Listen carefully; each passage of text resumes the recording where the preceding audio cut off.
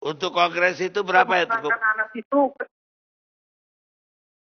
Untuk menangkan anak itu kita mulai dari bulan Februari 2010. Dari bulan Februari 2010 sampai Mei itu kita uang hampir 20 juta dolar. Lebih kurang. Tapi ada Gimana Pak? Pak Nazarudin di Tempo mengatakan bahwa semua itu bagaimana mengalahkan SBY kalau tidak pakai uang. Apa benar begitu Pak Nazarudin ngomong? Gimana? Bagaimana bisa mengalahkan SBY di Kongres kalau tidak pakai uang? Memang kita Pak bisa menang itu karena pakai uang. Kalau tidak pakai uang, dikit-dikit akan dilihat. Itu clear memang seperti itu. Apa berarti pihak saya ngomong apa adanya. Apa berarti pihak lawan dari Anas juga pakai uang untuk itu? Saya tidak tahu itu. Tapi memang kita waktu itu untuk memenangkan itu memang pakai uang yang memang benar-benar kita kumpulkan mulai dulu. Dan uang itu semuanya sumbernya saya tahu dan semua saya catat dengan terinci dan semua ada breakdown-nya. Siapa nerima berapa, si nerima berapa, uangnya dari mana. Ada staf saya yang membagi, namanya Eva, ada staf namanya Nuril yang membagi, ada staf tenaga ahlinya, anak juga yang membagi. Jadi semua saya tahu siapa yang membagi, ide kasih berapa, untuk biaya iklan berapa. Saya ada breakdown real semuanya. Bukan hanya tinggal ngomong atau ucap. Ya, untuk breakdown memberikannya saya ada, sumbernya dari mana juga saya juga ada. Jadi saya tidak bohong. Saya sumbernya semua ada, detail laporannya, catatannya semua ada. Kalau yang disampaikan oleh orang keuangan Anas dan keuangan saya namanya Yulianis, memang benar, uang tidak ada ke Anas. Tapi Anas memberikan uang kepada orang semua itu benar ada. Jadi habis berapa semuanya waktu itu? 20 juta itu toh? 20 juta. Iya. Setelah itu sebagai bendara umum ada tugas lagi nggak cari duit? Ya memang ini adalah waktu kita kongres itu. Setelah kongres memang ada beberapa tugas yang dikerjakan, tetapi memang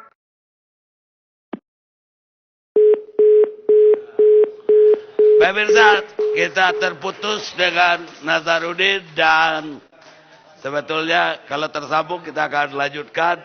Saya masih dengan DPR. Kacau banget ya perpolitika kita. Gimana ini Pak?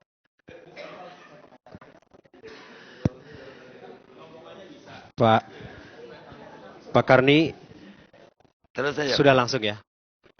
Ya, tentu kita sangat sedih, sangat terpukul sebagai anggota DPR. Tapi menurut saya Pak Karni, justru apa yang kita dengar tadi menjadi bukti bahwa teroris sesungguhnya di negeri ini adalah koruptor.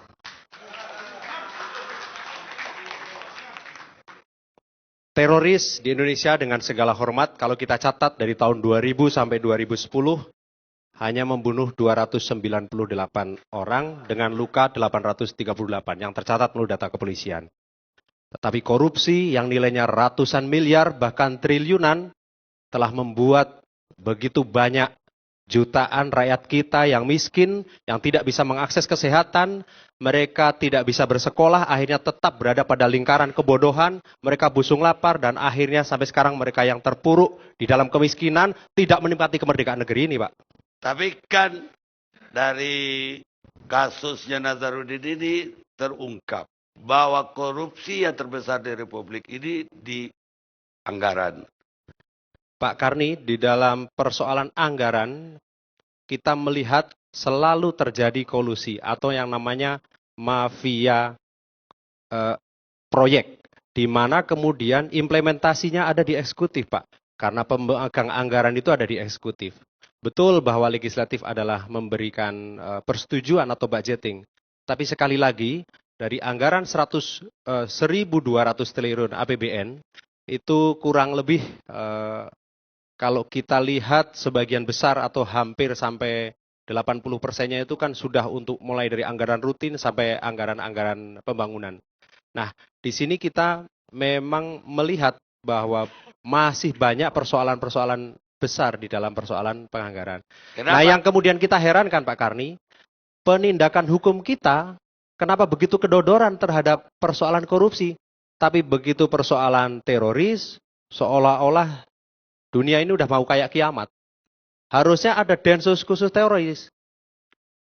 Ada KPK. Maaf, Densus koruptor. Ada KPK. KPK tadi disebut oleh Nazar di pengakuan di stasiun TV yang lain bahwa juga menjadi bagian yang terkena juga. Bagaimana kita? Sekarang hampir semua lembaga sudah hancur, Pak.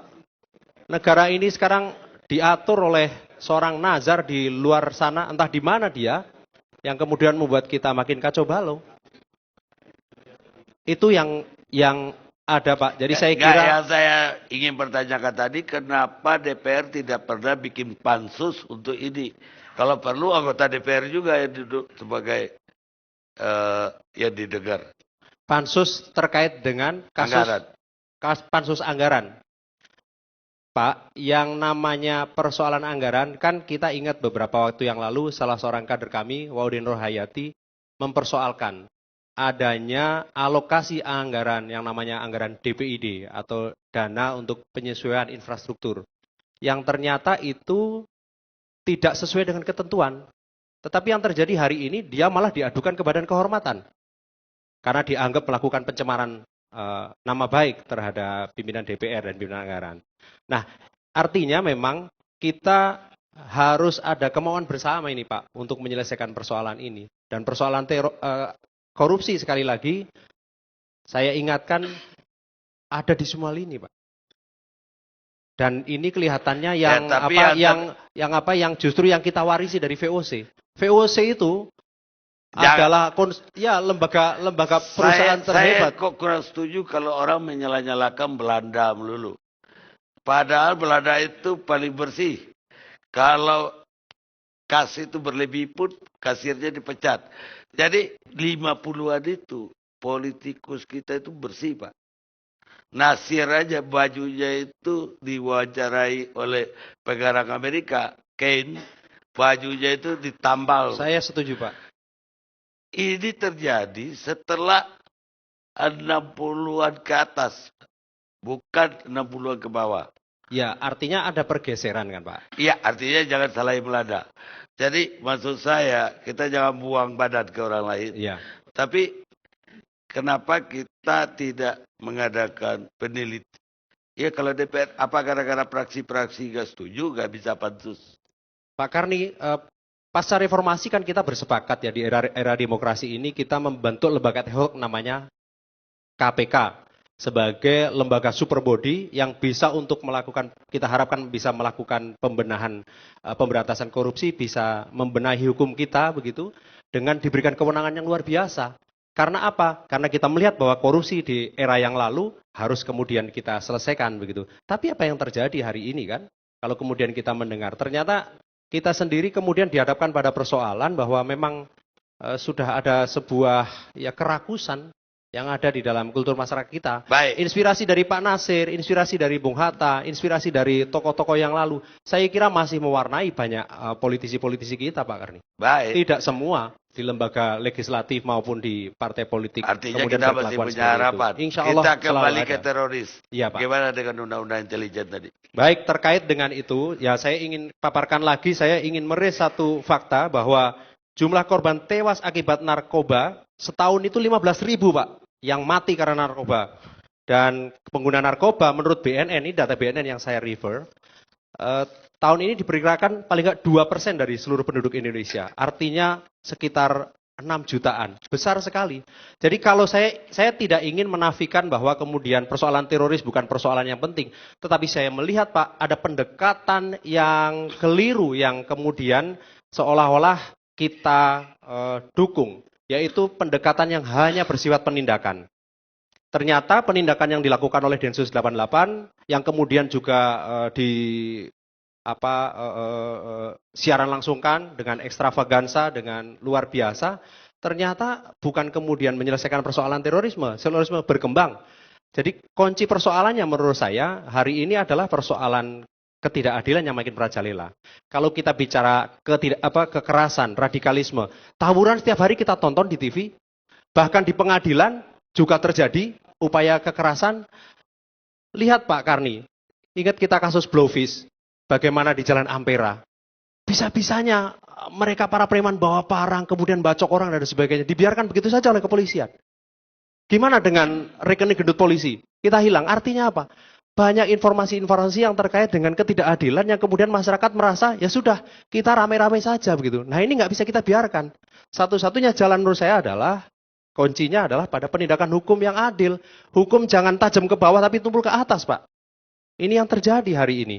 Nah, konteks kita kemudian untuk membuat undang-undang teroris, karena memang selama ini tindakan terorisme ini hanya diatur dengan yang namanya Kepres dan Impres. Undang-Undang 15 223. Betul. Nah, yang saya ingin katakan bahwa kita butuh ada penguatan dalam konteks yang saya maksudkan, mohon maaf, terkait undang-undang intelijen ya, yang saya maksudkan hanya dengan Kepres sama Impres. Ya, saya tadi misleading dengan teroris. Yang saya ingin katakan bahwa perlu penguatan intelijen kita, yang tentu saja intelijen yang berwibawa, intelijen yang kredibel, tetapi juga harus yang akuntabel begitu, yang bisa dipertanggungjawabkan. Kerja intelijen kita selama ini jangan kemudian kok mau masuk ranah yang tadi disinggung, mau ikut nangkep, terus kemudian bahkan mau melakukan penyadapan. Jadi dibatasi begitu. Hanya informasi dan preventif. Betul Pak. Dari early warning system, di mana kemudian intelijen itu bekerja dengan segala peralatan secanggih apapun, untuk dia kemudian mendapatkan informasi. Saya kira contoh yang bagus. Baik, kita break lagi. Selamat malam. Pak Nazar. Selamat dengar suara saya, Pak Nazar. Dengar Pak, dengar. Tadi putus Pak. Tadi pembicaraan kita bahwa Pak Nazar itu dituduh tidak hanya di satu departemen, tapi di berbagai departemen. Juga ditemani oleh petinggi-petinggi Demokrat. Yang saya ingin tanyakan, apa memang ada tugas sebagai bendahara umum untuk mencari dana sebanyak-banyaknya? Sebenarnya gini Pak, saya masalah tugas itu sebenarnya memang sebagai bendahara saya hanya melaksanakan perintah dan arahan dari ketua umum. Apapun perintah dari ketua umum dan menjalankan. Jadi tidak ada sebenarnya tugas. Kalau ada hubungan saya dengan anak itu di beberapa kegiatan karena memang di perusahaan kita sama. Jadi dia sebagai pimpinan saya ngikut aja apa arahannya. Contohnya seperti di Wisma Atlet. Itu jelas sekali. Makanya saya bingung lihat KPK. Apa faktanya dan dasarnya KPK menetapkan saya? Sementara uang itu jelas-jelas mengalirnya itu adalah ke anak Urbaningrum. Tapi kenapa KPK itu hanya menetapkan saya? Apa dasarnya? Sementara rekening saya 1 rupiah pun tidak ada. KPK harus benar-benar menegakkan hukum sesuai aturan. Siapa yang menerima uang, siapa yang tidak. Siapa yang hanya menjalankan perintah, siapa sebenarnya yang mengarahkan perintah itu. Tapi kan KPK saya lihat di sini melakukan berjelas-jelas rekayasa. Itu yang saya tidak terima sama KPK. Makanya saya tidak yakin dan tidak percaya kepada KPK. Kalau KPK benar-benar penegak hukum yang tidak bisa diintervensi, buktikan. Kalau benar-benar KPK bisa membuktikan dan benar-benar menegakkan hukum sesuai aturan dan mekanisme yang benar-benar aturannya, saya akan pulang ke Indonesia. Tapi akan orang yang benar-benar yang mengatur semua. Ini semua ada cerita, dan ceritanya mulai 2010 awal Januari.